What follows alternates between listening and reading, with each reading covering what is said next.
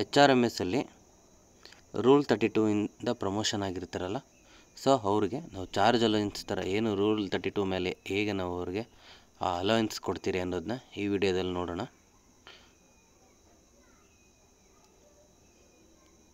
ಮೊದಲನೇದಾಗಿ ಲಾಗಿನ್ ಆಗೋಣ.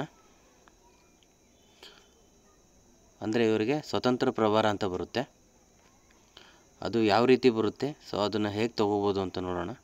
ಈಗ ಸಪೋಸ್ ಇವಾಗ ನಮಗೆಲ್ಲ ಏನಿದೆ ಅಂತಂದರೆ, ನಾವೇನಾದರೂ ಒಂದು ಅಧಿಕ ಪ್ರಭಾರವಾಗಿ ಯಾವುದಾದ್ರು ಇನ್ನೊಂದು ಹುದ್ದೆ ತೊಗೊಂಡಿದ್ರೆ ಅದು ಚಾರ್ಜ್ ಅಲೋಯನ್ಸ್ ಅಂತ ಬರುತ್ತೆ. ಸೇಮ್ ಅದೇ ಪ್ರೊಸೆಸಲ್ಲೇ ಇರುತ್ತೆ. ನೀವು ಹಂಗೆ ಬಂದು ಇಲ್ಲಿ KJD ನಂಬರ್ ಹಾಕಿ ಕೊಡಬೇಕಾಗುತ್ತೆ. ನಾನು ಇಲ್ಲಿ ಹಿಂದೆ ಒಬ್ಬರು ಕೊಟ್ಟಿರೋದನ್ನ ನಾನು ಜಸ್ಟ್ ತೋರಿಸ್ತಾ ಇದ್ದೀನಿ ಅಷ್ಟೇ. ಓಕೆ, ಇಲ್ಲಿ ಫ್ರಮ್ಮೇ ತೊಗೊಳ್ಳಿ. ಫ್ರಮ್ ತೊಗೊಂಡಾದ್ಮೇಲೆ ಇಲ್ಲಿ ನಿಮ್ಮ ಕೆಳಗಡೆ ಶೋ ಆಗ್ಬೋದು ರೂಲ್ 32 ಅಂತ ಇದೆ. ಅದಾದಮೇಲೆ ಅಡಿಷ್ನಲ್ ಚಾರ್ಜ್ ಇದೆ. ಆಮೇಲೆ ರೂಲ್ 42B2 ಇದೆ. ಸೊ ಇಲ್ಲಿ ಅವ್ರದ್ದು ರೂಲ್ 32 ಅಂತ ಕೊಡೋಣ. ಸೊ ಇಲ್ಲಿ ರೂಲ್ 32 ಅಂತ ತೊಗೋಬೇಕಾಗುತ್ತೆ. ಇಲ್ಲಿ ತೊಗೊಂಡಾದ್ಮೇಲೆ ಅವ್ರಿಗೆ ಫ್ರಮ್ ಡೇಟ್ ಕೊಡಬೇಕು. ಅಂದರೆ ಅವರು ಯಾವಾಗ ಬಂದು ರಿಪೋರ್ಟ್ ಮಾಡ್ಕೊಂಡಿರ್ತಾರೆ ಅಲ್ಲಿಂದ ಅವ್ರದ್ದು ಸ್ವತಂತ್ರ ಪ್ರಭಾರದ್ದು ರೂಲ್ 32ದು ಅಮೌಂಟ್ ಪೇ ಮಾಡಬೇಕಾಗುತ್ತೆ. ಬಟ್ ಇದರಲ್ಲಿ ಇನ್ನೊಂದು ಏನು ಬೆನಿಫಿಟ್ ಅಂತಂದರೆ, ನೀವು ಈ ರೂಲ್ 32ನಲ್ಲಿ ನೀವು ಸ್ಟಾರ್ಟಿಂಗ್ ಡೇಟ್ ಕೊಟ್ಟರೆ ಸಾಕು, ಎಂಡ್ ಡೇಟ್ ಕೊಡೋ ಅವಶ್ಯಕತೆ ಇರಲ್ಲ.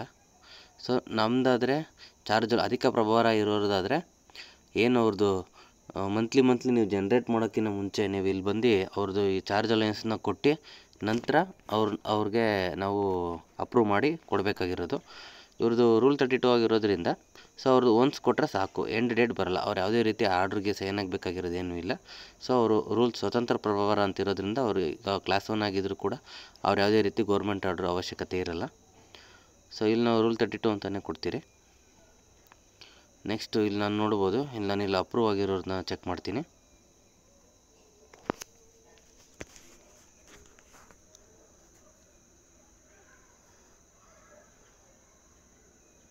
ಸೊ ಇಲ್ಲಿ ನಾವು ಇಲ್ಲಿ ಬಂದು ನೋಡ್ಬೋದು, ಇಲ್ಲಿ ನಾನು ಕೊಟ್ಟಿದ್ದೀನಿ ನೋಡಿ,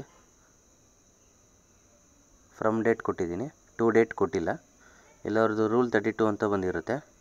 ಸೊ ಅವ್ರ ಸ್ಕೇಲ್ ಆಗ್ಬೋದು, ಅವ್ರದ್ದೇನು ಕರೆಂಟ್ ಅಲೋಯನ್ಸ್ ಆಗ್ಬೋದು, ಅದು ಇಲ್ಲಿ ಬಂದಿರುತ್ತೆ. ರೂಲ್ 32ಇಂದ ಈ ಅಮೌಂಟ್ನ ನಾವು ತೊಗೋಬೋದಾಗುತ್ತೆ. ಸೇಮ್ ಇದಾದಮೇಲೆ ನಾವು ಏನು ಮಾಡಬೇಕಾಗುತ್ತೆ ಅಂತಂದರೆ, ಅದನ್ನೇ ನಾವು ಜನ್ರೇಟ್ ಕೊಡಬೇಕಾಗುತ್ತೆ. ಸೇಮ್ ಇರುತ್ತೆ. ಇದು ನಾವು ಸ್ಟಾರ್ಟಿಂಗ್ ಡೇಟ್ ಏನಿರುತ್ತೆ ಫ್ರಮ್ ಡೇಟು, ಆ ಡೇಟ್ ಒಂದು ಕೊಟ್ಟರೆ ಸಾಕು. ಅದಾದಮೇಲೆ ನೀವು ಟು ಡೇಟ್ ಕೊಡೋ ಅವಶ್ಯಕತೆ ಇಲ್ಲ.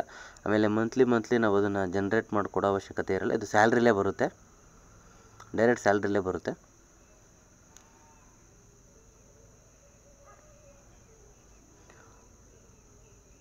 ಸೊ ಇದಾದಮೇಲೆ ನಾವು ನೆಕ್ಸ್ಟ್ ಮಾಡಬೇಕಾಗಿರೋದು ಸೇಮ್ ಪ್ರೊಸೀಜರು. ಇಲ್ಲಿಂದ ಇದನ್ನು ಅಪ್ರೂವ್ ತೊಗೋಬೇಕಾಗುತ್ತೆ. ಅನ್ಅಪ್ರೂವ್ ಲಿಸ್ಟಲ್ಲಿರೋದನ್ನ ಅಪ್ರೂವ್ ತೊಗೊಂಡು ನಾವು ಅದನ್ನು ನೆಕ್ಸ್ಟು ಹೋಗಿ ಜನ್ರೇಟ್ ಏನು ಕೊಡ್ತಿದ್ರಿ ಅಲ್ಲಿ ಬೇಕಾದ್ರೆ ನಾವು ರಿಪೋರ್ಟ್ ನೋಡ್ಬೋದು. ಬಟ್ ಸ್ಯಾಲ್ರಿಲೇ ಆಗೋದ್ರಿಂದ ನಾವಿಲ್ಲ ಅಪ್ರೂವ್ ತೊಗೊಂಡ್ರೆ ಸಾಕು, ಅದು ಡೈರೆಕ್ಟೇ ಬರುತ್ತೆ. ನಾವು ಮಂತ್ಲಿ ಚೆಕ್ ಮಾಡಿಕೊಂಡ್ರೆ ಸಾಕಾಗಿರುತ್ತೆ. ನಾವು ಅದನ್ನು ಸ್ಯಾಲ್ರಿ ಏನು ನಾವು ಡ್ರಾಫ್ಟ್ ಬರುತ್ತೆ ಅದರಲ್ಲಿ ನೋಡಿದ್ರೆ ಬರುತ್ತೆ. ಹಾಗಾಗಿ ನಾವು ಮತ್ತೆ ಇದನ್ನೇನು ಡ್ರಾಫ್ಟ್ ಏನು ತೊಗೊಳ್ಳೋ ಅವಶ್ಯಕತೆ ಇರಲ್ಲ. ಇನ್ ಕೇಸ್ ಏನಾದರೂ ಅವ್ರಿಗೆ ಹಳೇದೇನಾದರೂ ಪೇ ಮಾಡಬೇಕಾಗಿತ್ತು ಅಂತಂದರೆ ನಾವು ಸೇಮ್ ರೂಲ್ಸ್ ಏನು ನಾವು ಚಾರ್ಜ್ ಅಲೋಯನ್ಸಲ್ಲಿ ತೊಗೊತೀರಿ ನಾವು ಅದನ್ನೇ ತೊಗೋಬೇಕಾಗುತ್ತೆ. So thank you.